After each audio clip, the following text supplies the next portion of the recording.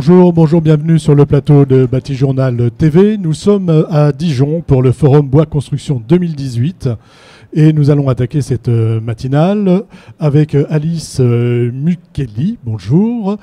Bonjour. Vous êtes architecte de l'agence GRAM. Tout à fait, architecte associé à Mathias Rombos. Alors, j'allais vous présenter, donc bonjour. Vous êtes Mathias Rombos, architecte également. Tout à fait, architecte, enseignant. Architecte praticien, enseignant en architecture et étudiant en ingénierie de conception. Alors, on va tout de suite commencer par une présentation en fait de votre agence. Voilà. Donc nous, on a dit que c'est GRAM, hein, c'est ça? GRAM, voilà, groupement d'architectes à Montreuil, qui a été fondé en 2002 par Mathias Rombos, voilà, et qui a grandi ici présent et qui a grandi petit à petit. Là, actuellement, on est une quinzaine de personnes à l'agence et on a construit Mathias Rombos a construit dès la conception de l'agence en bois, qui était à l'époque quelque chose d'un peu bab ou un peu original, et qui maintenant est dans l'air du vent et qui marche bien. Donc, voilà, donc de toute façon une agence qui est spécialisée dans la construction bois. Enfin, vous êtes fait une spécialité de la construction bois. C'est ça, c'est-à-dire que le matériau bois étant le seul matériau qui pousse, nous avons logiquement été vers ce matériau-là. Et d'origine, avant de faire de l'architecture, l'agence GRAM était un petit groupement et on construisait avec mon cousin Stéphane Cosier des bâtiments en bois. Et donc, quand on arrivait à l'architecture, on a évidemment été à la construction bois. Avant de parler des deux projets qu'on peut voir ici et que vous avez présentés, en une dizaine d'années, c'est ça, de vie de l'agence, peut-être un peu plus, une quinzaine d'années. Ouais. Hein. Comment vous avez vu évoluer les choses? Vous disiez BAB un petit peu au début. Alors les BAB, c'est plutôt ma génération, mais alors l'évolution, elle est assez intéressante. En 2002-2004, quand on a fait un projet participatif qui s'appelle D1, qui se trouve à Montreuil, qui a été assez publié dans pas mal de journaux, on disait « Ah, c'est sexy, vous faites du construction bois, vachement bien, mais enfin, ça tient, etc. » Donc il y avait ce concept problématique de la maison des trois petits cochons, qu'on me ressort encore régulièrement. Et ça existe encore. Alors ça ressort parce qu'il y a même des gens qui disent bon, enfin quand même pas. Alors j'ai beau leur dire que le bois ça flotte et donc ça coule pas, c'est un des avantages. Ça reste quelque chose qui reste extrêmement compliqué et pas particulièrement pour les futurs acquéreurs de logements ou les gens qui veulent habiter, parce qu'en règle générale, par exemple pour la région parisienne, les gens apprécient énormément d'habiter dans du haussmannien ou dans le Marais, qui est quasiment à 100% en bois, alors que quand c'est du neuf, on leur dit tout de suite, ça a l'air d'être un truc bricolé. Donc il y a toute une image aussi, mis à part les trois petits cochons, qui sont par exemple les Dalton. Quand vous voyez la maison des Dalton dans le Lucky Luke, c'est genre une espèce de ballon de frame, un peu, ça a l'air des petits bouts de bois, alors qu'en France, on a une logique beaucoup plus de résistance, de dureté et de longévité. Ça existe encore. Donc ce problème-là existe encore.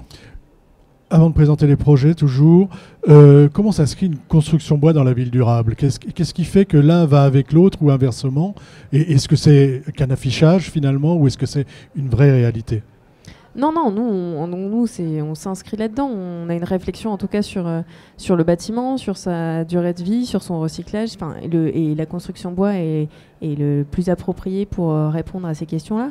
On réfléchit aussi à l'ensemble du cycle de vie du bâtiment et notamment sa manière le moyen de chauffage. Donc on a réceptionné l'an dernier un bâtiment de 7 niveaux en poteau-poutre à Montreuil, de 23 logements.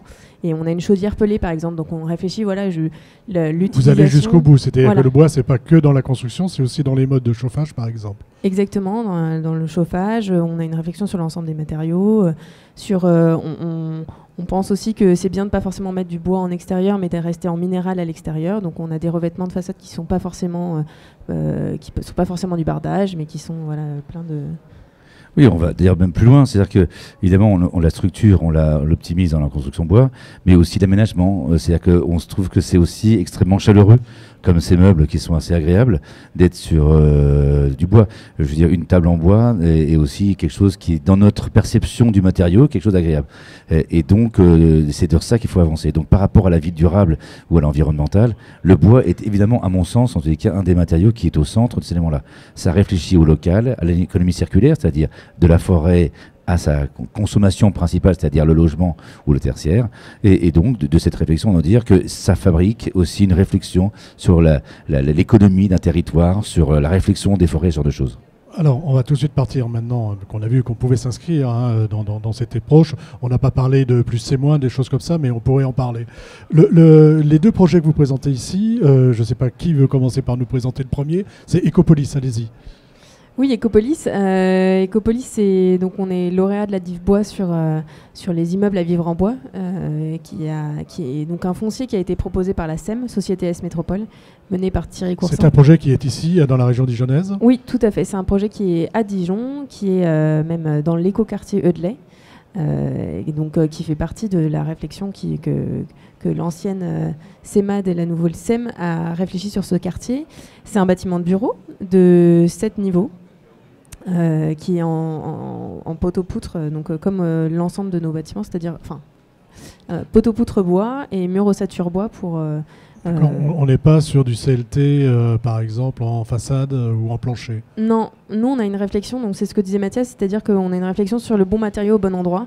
Le CLT est une intervention extraordinaire dans le monde de la construction bois, mais il faut avoir une réflexion sur la ressource et l'utilisation du CLT à bon escient, c'est-à-dire pour reprendre des éléments de diaphragme ou des éléments de contreventement qui sont nécessaires au bâtiment. Voilà, mais sinon vous êtes plus sur poteau-poutre et habillage façade en panneaux de bois, enfin ossature bois. Oui. Effectivement, le poteau-poutre est par exemple un point important quand le MOB n'est plus possible.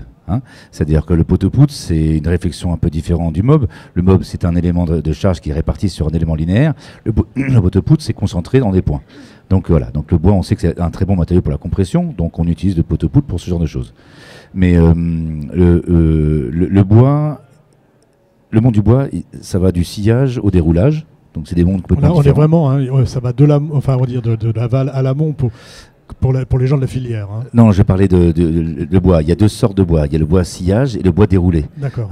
Donc il y a des bois qui sont de l'écarie au lamellé-collé. Donc la lamellé-collé, c'est des grandes pousses qu'on peut faire, qui est une invention qui est de lamellé-collé, donc d'école, et comment maintenir des bois dans la longueur. Donc ça, c'est excellent. Et puis évidemment, ça a été jusqu'au CLT, donc les panneaux de bois qui sont en pré-contrat. Dans cette idée du CLT, ce qui est important de comprendre, surtout, c'est que c'est beaucoup de matière. Donc moi, je travaille aussi au développement de cette filière. Développement de la filière, moi, je suis un des prestataires, donc je suis un des acteurs de cette filière. Et donc, s'il faut des forêts pour construire en bois, il faut des charpentiers pour les mettre en œuvre, il faut des scieurs ou des dérouleurs pour les mettre en œuvre, puis il faut des architectes pour pouvoir définir cette œuvre-là. Donc, ce qui est aussi important, c'est de se dire que si on veut développer la filière, si on veut passer à 20, à 25%, si la région, et ça c'est mon souhait, que la région Bourgogne-Franche-Comté soit une sorte de Fort-Larbert français, c'est-à-dire que nous avons tous les moyens de pouvoir être dans une réflexion collective d'une région dans laquelle il y a et un nombre de populations, un nombre de constructions et une forêt et un matériau, ça serait quand même très important de pouvoir pousser et avancer là-dessus. Donc, j'essaye de mettre des LO à l'État pour pousser dans ce genre de poids. Sur Ecopolis, par exemple, comment vous poussez la filière ici ? Est-ce qu'on est sur du bois local ? Quel type de bois vous avez utilisé ? Et comment vous avez essayé de valoriser la filière avec ce bâtiment ? Alors, sur Ecopolis, comme sur le siège de la Caisse d'épargne, on est sur le deuxième projet. Qui est le deuxième projet. Alors, Ecopolis, c'est à peu près 2500-2700 mètres carrés, suivant les jours et le maître d'ouvrage et ses ambitions. La Caisse est un projet qui est arrêté puisqu'on démarre le projet, donc c'est à peu près 10 000 mètres carrés, un petit peu moins de 10 000 mètres carrés. Et juste à côté de la Caisse, on a un peu parlé, mais j'en parle demain, nous faisons le premier parking en bois. C'est vous aussi, le parking en bois. En bois de France, dans un procédé démontable et remontable, dans lequel on utilise une filière sèche et auquel on a résolu des questions que d'autres se posent et dans lequel on est très content d'être les premiers à le faire. Bon, ça c'est pour la petite médaille. Pour en revenir au bois, pour la filière ici, comment vous la valorisez à travers vos constructions ? Alors, mais par exemple, je donne un exemple, le Douglas est un matériau très intéressant pour plein de choses, mais par exemple, c'est un matériau qui est un bois qui est un peu gras, donc qui n'est pas forcément bon pour certains éléments. Donc on utilise toutes sortes de bois, mais qui sont le plus locaux possible. Ça, c'est ce qu'on souhaite faire. Maintenant, je veux dire, j'ai des poutres en LVL. Aujourd'hui, la France est encore manque beaucoup de constructeurs de déroulés, ce que j'appelle le déroulé, et donc on est obligé de passer par des pays étrangers, type Finlande ou Autriche, mais qui sont des petites parties infimes qui nous permettent de résoudre des problèmes, et donc on va arriver un jour à cette solution d'organiser, et j'espère que la Bourgogne-Franche-Comté, je pousse là-dessus pour qu'elle s'organise pour devenir un espèce de Fort Larbert de la construction bois, et comme on s'installe à Dijon, puisqu'on construit plusieurs bâtiments, nous sommes ravis de voir des gens qui ne sont pas forcément des architectes, mais qui sont aussi des gens du monde du bois, dans lesquels on a envie aussi de travailler avec eux. Il y a une vraie synergie à construire ensemble. Exactement. Le bâtiment de la Caisse d'épargne, quelle est sa particularité? Est-ce que vous pouvez nous le décrire et pareil dans les modes constructifs et puis peut-être aussi dans son aspect architectural. Tout à fait. Puis, dans son concept. Donc le bâtiment de la Caisse d'épargne on est sur un socle béton, donc on se soulève du sol pour éviter tout problème avec l'eau. Et à partir du premier niveau, on met un poteau-poutre bois et un mur ossature bois qui vient en façade. On a des noyaux CLT de circulation et on a un diaphragme qui est repris au niveau des circulations horizontales sur chacun des niveaux. Ouais, des poutres au vent. Voilà, qui viennent transmettre les efforts dans l'exostructure qui sert de contreventement extérieur. Et l'exostructure qui du coup fait la marque de ce bâtiment est protégée par une double peau en verre qui est maintenue comme une tringle à rideau dans sa partie supérieure et le verre est tenu. D'accord. Donc il y a du bois, mais il y a aussi du verre. Enfin, on n'est pas dans le bois systématique. Hein. On n'est pas dans un chalet.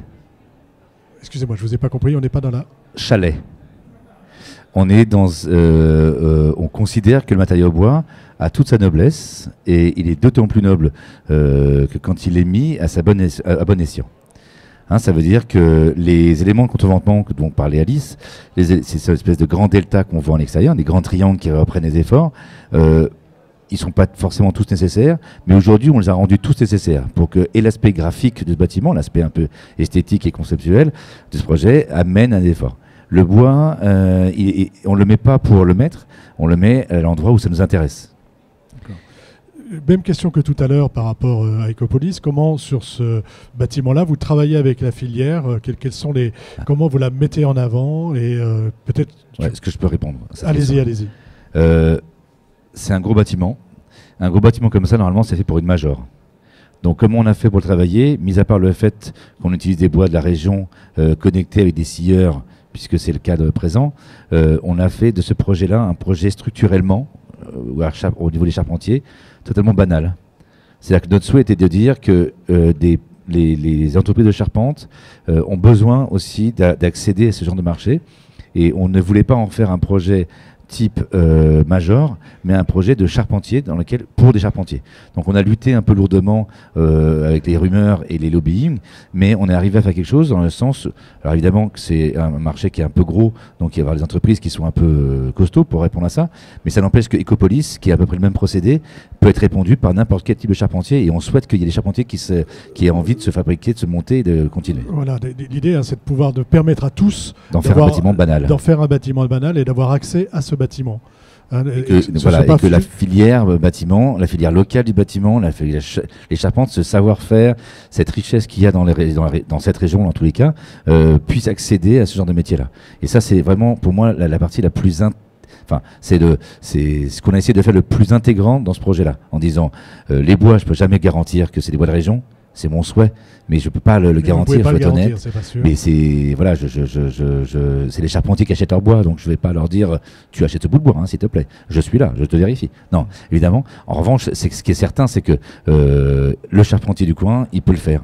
Il n'a pas besoin d'un scieur spécifique. Il a besoin d'être évidemment connecté avec un lamélis parce qu'il y a beaucoup de lamélis. Il a besoin. En fait, avec son métier, avec sa compétence, il est capable de le faire. Je veux dire, on fait du poteau-poutre et il est capable de le faire. On fait des remplissages en mob, il est capable de le faire. Je veux dire, on fait rien de spécifique. Il n'y a rien d'exceptionnel. Le bâtiment est exceptionnel, il est unique. Tout à fait. Mais son mode constructif ne l'est pas. Vous aurez le mot de la fin, allez-y. Non, mais voilà, surtout, je voulais dire aussi que nous, on dessine de manière à ce que ça puisse être... Enfin, on dessine jusqu'au bout pour que la construction se passe dans les meilleures conditions possibles. Donc, on a la mission d'exécution. Et donc on construit le bâtiment pour que effectivement ça puisse être accessible à n'importe quel charpentier, étroitement avec évidemment notre BET structure, CE ingénierie et Jean-Marc Veil. Mais voilà, qu'on construit un bâtiment. Voilà, c'est un bâtiment construit. Pour tous. Exactement. Enfin, pour tous, pour le construire. Dernière question, quand est-ce qu'on va voir ces bâtiments? Quand est-ce qu'ils seront terminés? Alors, on rentre en chantier sur CEBFC Silo. Donc voilà, le chantier va commencer mi-mai. Ce sera réceptionné pour le début 2020. Merci d'être venu sur le plateau de Bâti-Journal TV. Une émission à retrouver sur notre site internet Bâti-Journal TV et sur le site de nos partenaires, le Forum Bois Construction et bien sûr franceboisforêt.fr. Merci à vous d'être venu jusque-là. Merci. Merci.